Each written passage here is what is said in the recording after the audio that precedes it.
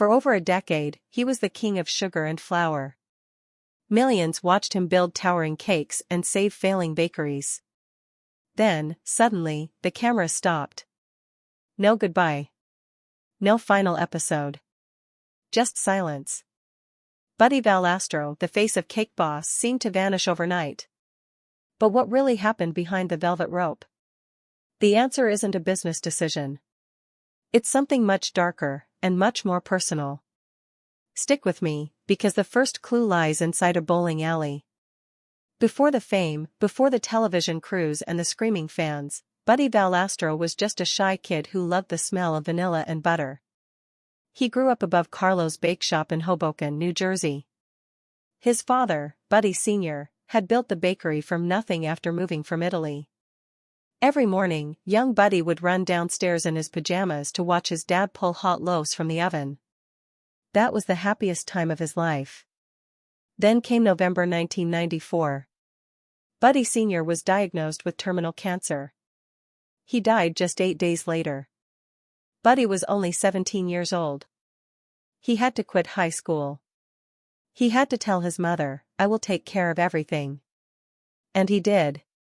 But the cost was invisible. He worked 18-hour days. He missed prom. He missed college. He never learned how to be anything other than a baker.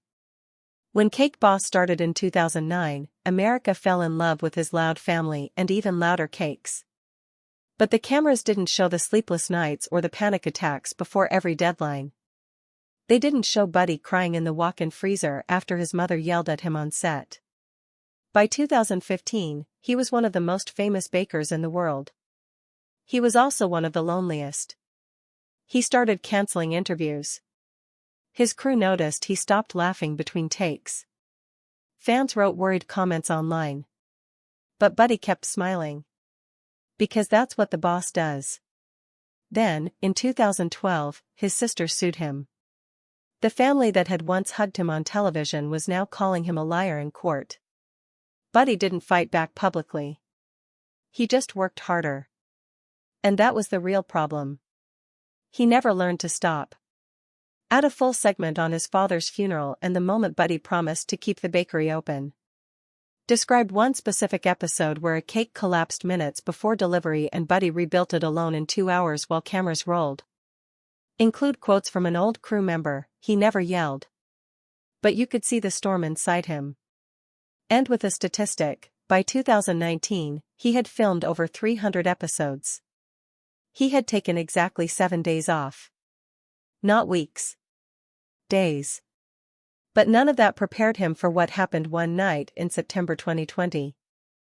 A night that would end his career forever, or so we thought. September 21, 2020. It was a Monday evening.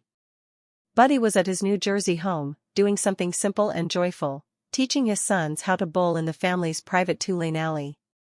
His oldest son, Buddy Jr., had just rolled a strike. Everyone was laughing. Then one of the bowling pins got stuck in the machine. Buddy had fixed this problem 100 times before. He reached his right hand into the mechanism without turning off the power. That was his mistake. The machine suddenly activated.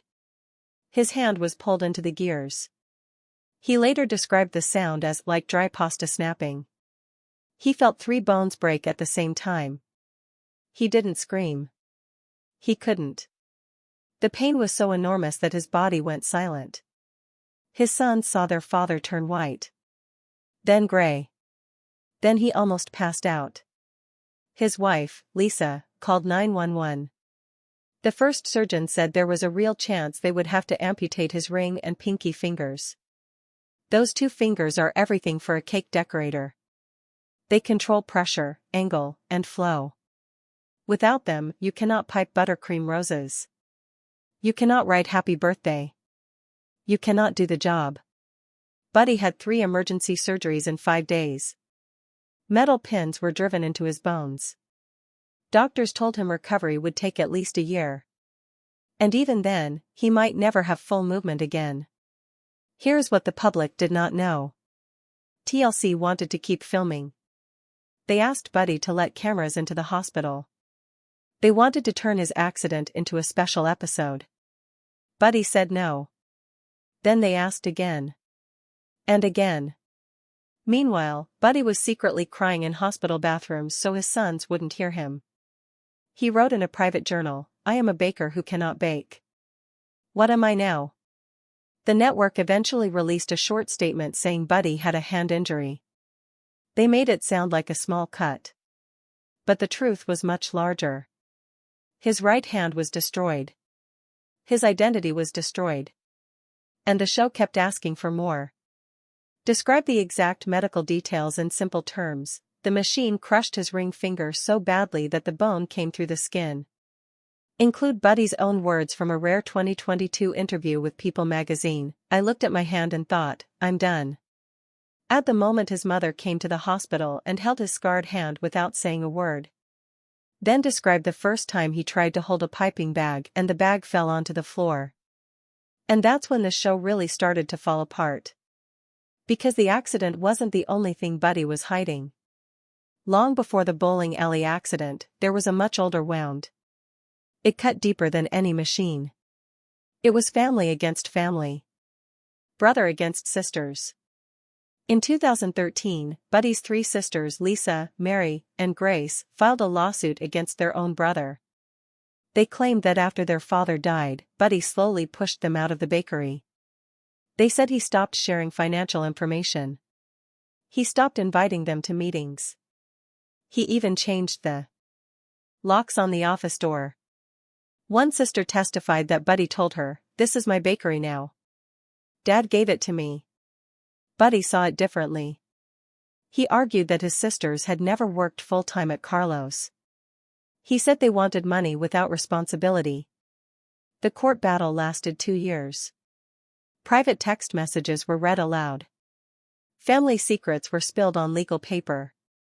At one point, Buddy's own mother had to choose sides. She chose Buddy. That decision broke the family forever. The case was eventually settled. The terms were never made public. But the damage was permanent. Buddy stopped speaking to his sisters completely. They stopped attending family weddings. When their mother had a birthday party, 2 separate celebrations were held, one with Buddy, one without. And yet, Cake Boss continued filming. The cameras showed a happy, loud Italian family laughing around cakes. But viewers didn't know that some of those family members hadn't spoken to each other in years. The show became a lie. Buddy knew it. The crew knew it. Even the network knew it. But the ratings were still good. So everyone kept pretending. By 2019, Buddy was exhausted from the pretending. He told a close friend, "I don't know who I am anymore. Am I a baker? A TV star? A bad brother?" The accident in 2020 gave him something unexpected, a reason to stop. Lying in that hospital bed, with pins in his hand and lawsuits in his past, he made a quiet decision. No more pretending. Add one specific courtroom moment, Buddy's sister Lisa crying while reading a letter their father wrote before he died. Include a reaction from a bakery employee who said, after the lawsuit, Buddy never laughed the same way. Then show how the show's ratings dropped slowly from 2018 to 2020. End with Buddy telling his lawyer, "I don't care about the money anymore. I just want to bake." So what did Buddy do next? He did something almost no TV star has ever done. He walked away from $10 million. Without telling anyone. In late 2021, Buddy stopped showing up to the set. No big announcement. No farewell episode. No emotional goodbye to the cameras. He simply told his manager, "I can't pretend anymore." TLC was shocked. They offered him more money. They offered shorter seasons. They offered to let him film at home. Buddy said no to everything. He told a producer, "I almost lost my hand. I did lose my family. I'm not losing myself." And then he vanished. For 18 months, Buddy Valastro disappeared from public life. He deleted most of his social media. He stopped giving interviews. He didn't attend any baking conventions. Fans wrote worried posts online. Some thought he had retired. Others thought his hand had never healed. A few even thought he had moved away in secret. But the truth was quieter and braver. Buddy went to therapy for the first time in his life. He learned to pipe with his left hand slowly, painfully, one clumsy rose at a time. He spent mornings at the bakery without cameras.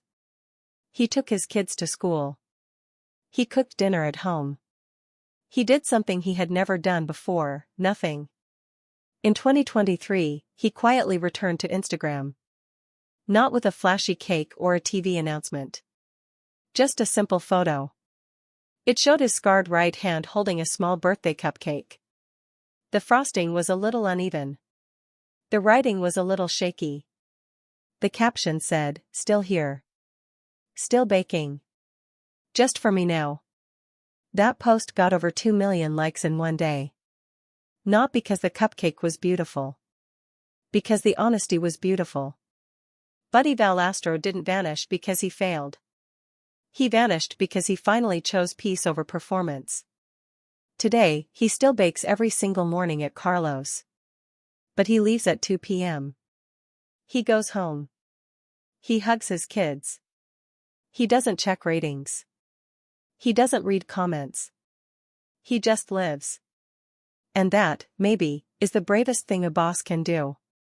And if you've ever felt like walking away from something that once defined you, you're not alone. Stick with me, because the first clue lies inside a bowling alley. I promise you won't look at cake the same way again. Asterisk. If you want to understand how fame breaks people in silence, hit subscribe. Every week, we uncover stories the networks won't tell you. Asterisk. Buddy's story isn't about cake. It's about knowing when to stop. If this touched you, share it with someone who needs permission to rest. Asterisk.